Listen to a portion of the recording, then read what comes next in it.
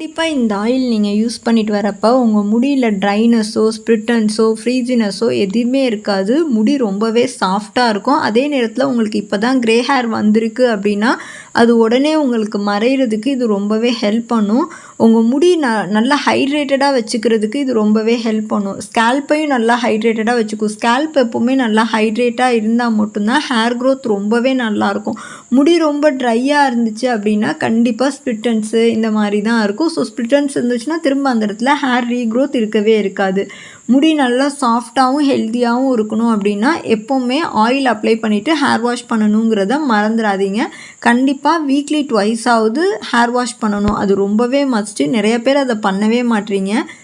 எப்போ oil apply பண்ணீங்க அப்படின்னாலும் நீங்கள் உடனே, அதாவது நிறைய பேர் இந்த மத்தியானத்துக்கு மேலெல்லாம் ஆயில் அப்ளை பண்ணுவாங்க. அந்த மாதிரிலாம் பண்ணாதீங்க. அது ரொம்பவே கரெக்ட் கிடையாது. அப்படி ஆயில் அப்ளை பண்ணிட்டீங்கன்னா ஹேர் வாஷ் பண்ணிவிடுங்க. மார்னிங் டைம் அந்த மாதிரி ஆயில் அப்ளை பண்ணுங்கள். மார்னிங்லலாம் ஆயில் அப்ளை பண்ணோன்னா நம்ம ஃபுல் டே ஏதாவது ஒர்க் பண்ணிகிட்ருப்போம். அது அப்படியே நம்ம பாடி ஹீட்டுக்கு அப்படியே அப்சர்வ் ஆகிடும். அதை விட்டுட்டு படுக்க போகிற டைம்லலாம் ஆயிலெலாம் அப்ளை பண்ணிட்டீங்கன்னா கண்டிப்பாக உங்களுக்கு கோல்டு ப்ராப்ளம் இந்த மாதிரி இஷ்யூ வரதான் செய்யும். உங்களுக்கு சைனஸ் ப்ராப்ளம் இருக்குது அப்படின்னா நீங்கள் அதில் விளக்கெண்ணெயை ஸ்கிப் பண்ணிவிட்டு ஆலிவ் ஆயிலும் கோகோனட் ஆயில் அதை யூஸ் பண்ணிக்கோங்க. இல்லை ஹேர் வாஷ் பண்ணுறதுக்கு முன்னாடி மட்டும்தான் நான் யூஸ் பண்ணுவேன் அப்படின்னா கண்டிப்பாக நல்லெண்ணெய் கூட யூஸ் பண்ணுங்கள்.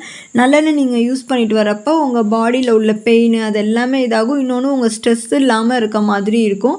இந்த ஹேர் ஆயில் நீங்கள் யூஸ் பண்ணுறனால உங்களுக்கு முடி அதாவது தலை பாரமாக இருக்கோ மாதிரி அந்த இஷ்யூ எதுவுமே இருக்காது. கோல்டும் பிடிக்காது.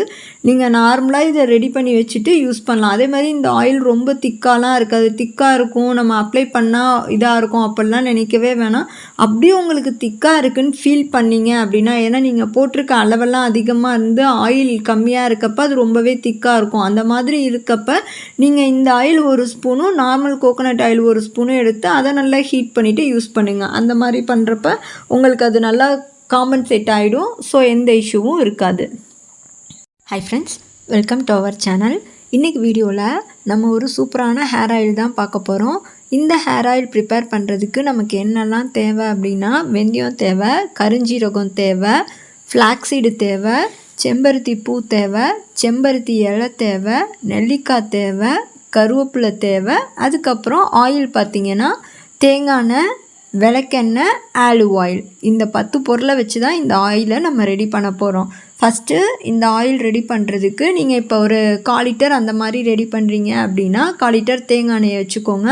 அதே மாதிரி 100 ml விளக்கெண்ணெய் வச்சுக்கோங்க, 100 ml ஆலிவ் ஆயில் வச்சுக்கோங்க. ஃபஸ்ட்டு தேங்காய் எண்ணெயை மட்டும் இரும்பு கடாயில் காய்ச்சுங்க. இரும்பு கடாயில் காய்ச்சறப்ப தான் ரொம்பவே நல்லது. ஒரு இரும்பு கடாயில் 1/4 லிட்டர் தேங்காய் எண்ணெயை ஊற்றிடுங்க.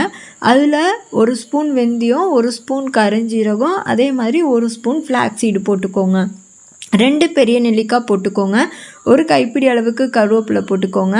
அதே மாதிரி செம்பருத்தி பூ, செம்பருத்தி இலை கொஞ்சம் அளவாக போட்டுக்கோங்க. நெக்ஸ்ட்டு எல்லாம் சேர்ந்து நல்லா கொதிக்கட்டும். சிம்மிலேயே வச்சு கொதிக்க விடுங்க. ஃபாஸ்ட்டாக வச்சிங்கன்னா கரிஞ்சிரும். ஸோ சிம்மிலேயே வச்சு கொதிக்க விடுங்க. அது நல்லா கொதித்து அதோட பபிள்ஸ் எல்லாம் ஸ்டாப் ஆகிடும். அப்போ அதை ஆஃப் பண்ணிவிட்டு ஆற விட்டுருங்க. ஆற விட்டுட்டு நெக்ஸ்ட் டே அந்த ஆயில் கூட கொஞ்சமாக, அதாவது நீங்கள் எடுத்து வச்சுருக்கீங்க பார்த்தீங்களா, 1/4 லிட்டர் தேங்காய் எண்ணெய்க்கு 100 ml விளக்கெண்ணெய், அந்த விளக்கெண்ணையும் அது கூட ஊற்றிடுங்க. நெக்ஸ்ட்டு ஆலிவ் ஆயிலையும் அதில் ஊற்றிடுங்க. ஊற்றிட்டு ஒரு கரண்டி போட்டு நல்லா கலக்கிக்கோங்க. அந்த கரண்டி எந்த ஈரப்பதமும் இருக்கக்கூடாது. பார்த்துட்டு அதை அப்படியே ஏதாவது வாஷ் பண்ண கரண்டியாக இருந்துச்சுன்னா ஒரு காட்டனில் நல்லா தொடச்சிருங்க, ஈரப்பதம் இல்லாமல் தொடச்சிட்டு அதை நல்லா கலக்கிட்டு அதை சன்லைட்டில் வச்சு எடுங்க. ஒரு 2-3 டேஸ் சன்லைட்டில் வச்சு எடுங்க.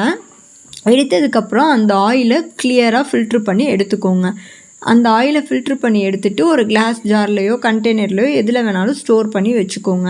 இப்போ இந்த ஆயிலை நீங்கள் ரெகுலர் ஆயிலாக யூஸ் பண்ணலாம். இதில் உங்களுக்கு அவ்வளோவா க்ரீஸினஸ் எதுவுமே இருக்காது. ஏன்னா நம்ம ஆயிலை ஹீட் பண்ணிட்டு தான் யூஸ் பண்ணுறோம். ஸோ அவ்வளோவா உங்களுக்கு க்ரீஸினஸ் எதுவுமே இருக்காது. ஆயில் எப்போ நீங்கள் தலையில் அப்ளை பண்ணுற மாதிரி இருந்தாலும் டபுள் பாயிலிங் மெத்தடில் ஹீட் பண்ணிவிட்டு அப்ளை பண்ணுங்கள். அது இன்னுமே நல்லா எஃபெக்டிவாக இருக்கும். தேங்காய் எண்ணெயை நீங்கள் அப்ளை பண்ணுறதுக்கு முன்னாடி ஒரு பவுல்லையோ எதுலையாவது எடுத்துகிட்டு அதை கொஞ்சம் ஹீட் பண்ணிவிட்டு அப்ளை பண்ணுறப்ப நீங்கள் அப்ளை பண்ணுறதோட உங்களுக்கு எண்ணெய் நம்ம மண்டையில் இறங்குறது நல்லா ஃபீல் ஆகும். அந்த மாதிரி இருக்கப்போ தான் நமக்கு நல்லா பிளட் சர்க்குலேஷன் இருக்கும். ஆயிலை ஹீட் பண்ணிவிட்டு அப்ளை பண்ணுறப்ப அது பிளட் சர்க்குலேஷனை அதிகப்படுத்தி ரூட்டுக்கெலாம் சீக்கிரமாகவே உங்களுக்கு ஆயில் நல்லா ஸ்ப்ரெட் ஆகும். ஹேர் ஃபாலையும் ஸ்டாப் பண்ணும். அதே நேரத்தில் ஹேர் ரீக்ரோத் ரொம்பவே நல்லாயிருக்கும். முடி அதே மாதிரி ஒரு நல்ல ஷைனிங்காகவும் நல்ல மாய்ஸ்டராகவும் இருக்கும். முடியில் ஒரு தன்மை இல்லாமல் நார்மலாக நம்ம ஆயிலெலாம் அப்ளை பண்ணோன்னா அந்தளவுக்கு கூட இருக்காது. அதே அது ஹீட் பண்ணிவிட்டு அப்ளை பண்ணுறப்ப பார்த்திங்கன்னா முடிக்கு ஒரு உயிர் வந்த மாதிரி இருக்கும். அந்தளவுக்கு முடி நல்லா ஷைனிங்காக இருக்கும். நெக்ஸ்ட்டு இந்த ஆயில் யூஸ் பண்ணுறனால நமக்கு என்னெல்லாம் அட்வான்டேஜ் அப்படின்னா, இந்த ஆயிலில் நம்ம வெந்தயம் யூஸ் பண்ணியிருக்கோம். வெந்தயம் பார்த்திங்கன்னா உங்கள் பாடி ஹீட்னால் ஹேர் ஃபால் ஆகுது அப்படின்னா அதை கண்ட்ரோல் பண்ணுறதுக்கு அது ரொம்பவே ஹெல்ப் பண்ணுது. நெக்ஸ்ட்டு ஃப்ளாக்ஸீடு சொல்லவே வேணாம். நம்ம ஹேருக்கு தேவையான ஒமேகா 3 எல்லாமே நமக்கு ஃப்ளாக்ஸீடில் தான் இருக்குது. ஸோ அந்த ஃப்ளாக்ஸீட் நம்ம ஹேருக்கு யூஸ் பண்ணிட்டு வரப்போ நம்ம முடி நல்லா வால்யூமாகவும் பவுன்ஸியாகவும் இருக்கும். அதே நேரத்தில் அது ஹேர் ஃபாலையுமே கண்ட்ரோல் பண்ணும். நெக்ஸ்ட்டு கருஞ்சீரகம் முடி நல்லா அடர்த்தியாகவும் ஸ்ட்ராங்காக ரூட்லேருந்தே ஒரே மாதிரியாக இருக்கிறதுக்கு அது ஹெல்ப் பண்ணும். முடியும் நல்லா கருப்பாக வளரும். நெல்லிக்காய் சேம் க்ரே ஹேர் வராமல் தடுக்கும். உங்களுக்கு இப்போ தான் ஸ்டார்டிங் க்ரே ஹேர் அப்படின்னா அதை உடனே ரிவர்ஸ் பண்ணுறதுக்கு நெல்லிக்காய் ரொம்பவே ஹெல்ப் பண்ணும். செம்பருத்தி பூ செம்பருத்தி இலையெல்லாம் யூஸ் பண்ணுறனால நம்ம முடி நேச்சுரலாகவே நல்லா ஷைனிங்காகவும் க்ளாஸியாகவும் இருக்கும். உங்கள் முடியில் எந்த ஸ்பிட்டன்ஸும் இருக்காது. அதே நேரத்தில் உங்கள் ஹேரோட ஃப்ரீசினஸை கண்ட்ரோல் பண்ணுறதுக்கு அது உங்களுக்கு ரொம்பவே ஹெல்ப் பண்ணும்.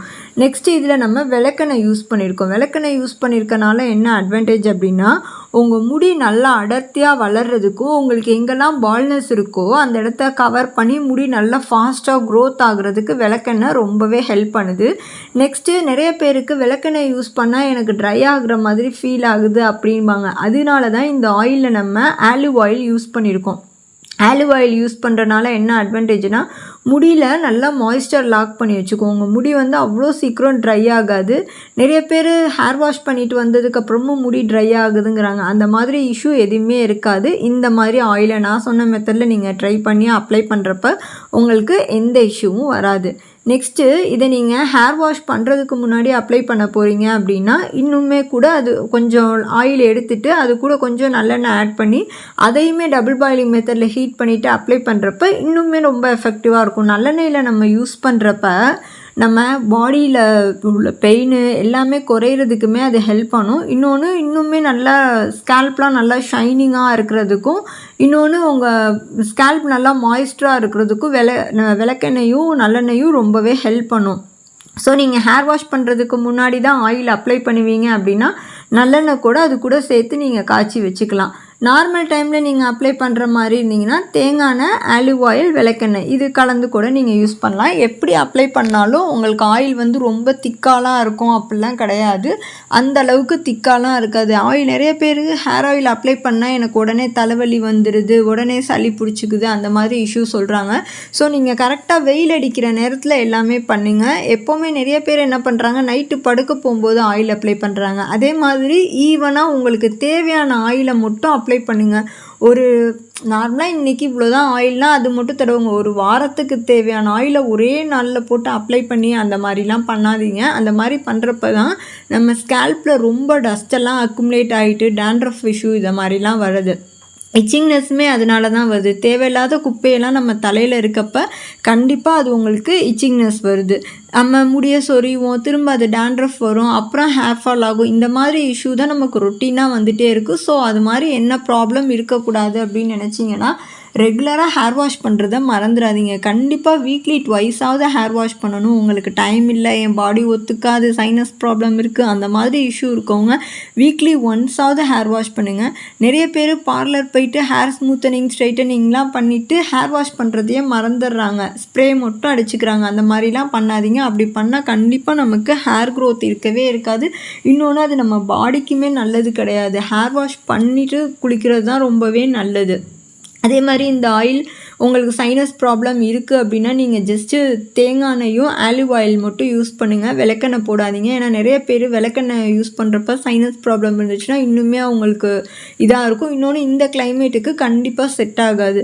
ஸோ உங்களுக்கு தகுந்த மாதிரி எந்த ஆயிலில் இருந்தால் உங்களுக்கு செட் ஆகுமோ அந்த மாதிரி நீங்கள் பண்ணிக்கோங்க. இல்லை நான் எப்போவுமே ஆயில் அப்ளை பண்ண மாட்டேன், நான் ஹேர் வாஷ் பண்ணுறப்ப மட்டும்தான் அப்ளை பண்ணுவேன்னா கண்டிப்பாக நீங்கள் இதில் நல்லெண்ணெய் ஆட் பண்ணிக்கோங்க.